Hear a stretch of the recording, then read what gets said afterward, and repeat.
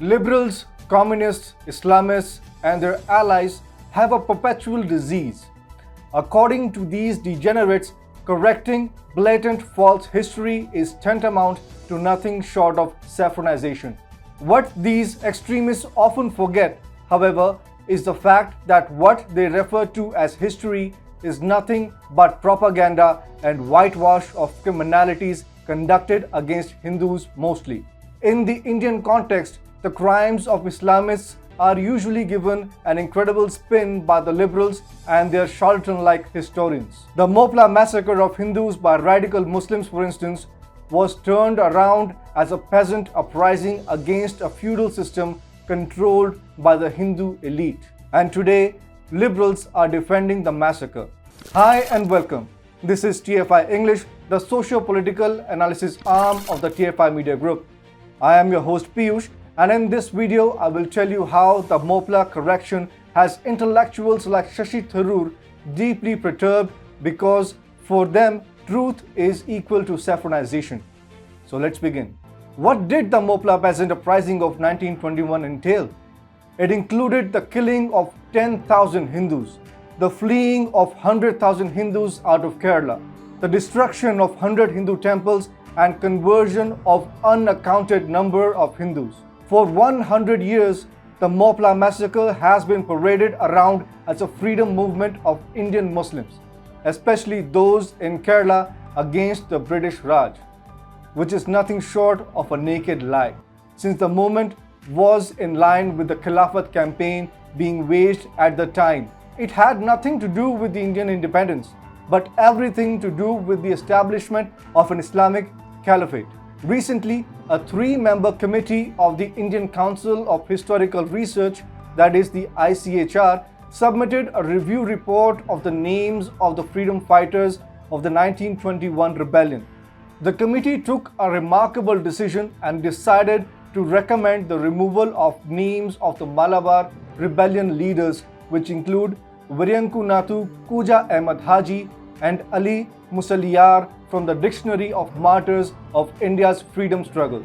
The ICHR, under the Ministry of Education, reviewed the entries in the 5th volume and concluded that the names of 387 Moplah martyrs needed to be removed from the book. Indian liberals and Islamists and their ilk are up in arms. Although not many are speaking openly in support of the Moplah massacre, for they too, in their hearts, know the reality of the anti-Hindu genocide. Shashi Tharoor, however, has come out as rather shameless. Coming to the defense of genocide perpetrators and enablers, Tharoor on Monday tweeted, "Communalizing history is a deplorable project pursued narrow political ends, but rewriting the past to introduce communal divisions is to create false memories in a people who have been living in amity for generations. ICHR should be ashamed of itself." For Shashi Tharoor, recognizing the fact that Moplah massacre was directed squarely against the Hindus is communalization of history. Not just communalization, according to the Thiruvananthapuram MP, the removal of names of the violent extremists who for 100 years have been falsely accorded the title of freedom fighter is an attempt at rewriting the past to create false memories among people living in harmony ever since. The genocide of hundreds of thousands of Hindus, of course, is negligible according to Tharoor and is nothing more than an aberration. But Shashi Tharoor is not the first to have had a positive view of the Moplah massacre. Mahatma Gandhi, for instance, argued Hindus must find out the causes of Moplah fanaticism. They will find that they are not without blame. He went on to say, forcible conversions are horrible things, but Moplah bravery must command admiration. These Malabaris are not fighting for the love of it. They are fighting for what they consider is their religion and in the same manner they consider is religious. That is not the end. Gandhi added, even so, it is more necessary for a Hindu to love the Moplah and the Muslim more, when the latter is likely to injure him or has already injured him. Notably, the then pro-Khilafat leaders had passed resolutions of congratulation to the Moplahs on the brave fight they were conducting for the sake of religion. Annie Besant described the genocidal events of Moplah in her book The Future of Indian Politics as they murdered and plundered abundantly and killed or drove away all Hindus who would not apostatize. Somewhere about a lakh of people were driven out of their homes with nothing but the clothes they had on, stripped of everything.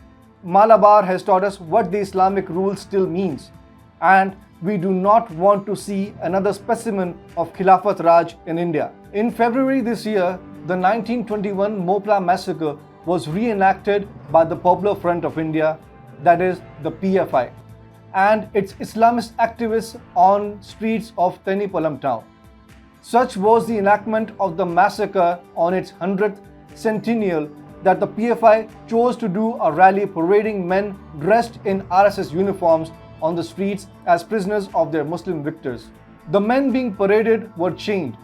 Yet for Shashi Tharoor, speaking the truth about the anti-Hindu pogrom is sheer criminalization and an attempt at saffronizing the history. Sadly, the mindset of Islamists has not changed.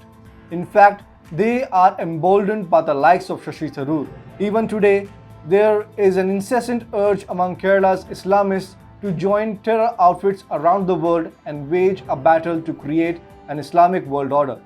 Kerala is a highly radicalized state. Over the years, it has become a hub for the Wahhabi movement, and radical Islam has spread its tentacles far and wide in the state. Despite achieving 100% literacy and tooting its own horn nearly everywhere, the state is yet to curb the menace of fundamentalism. To this day, the unholy nexus of communists and Islamists has kept the massacre of Hindus under the wraps with little to no mention in the cultural readings of Kerala. Now that the Modi government is trying to rectify the glaring mistakes of the past, liberals and Islamists are both equally outraged.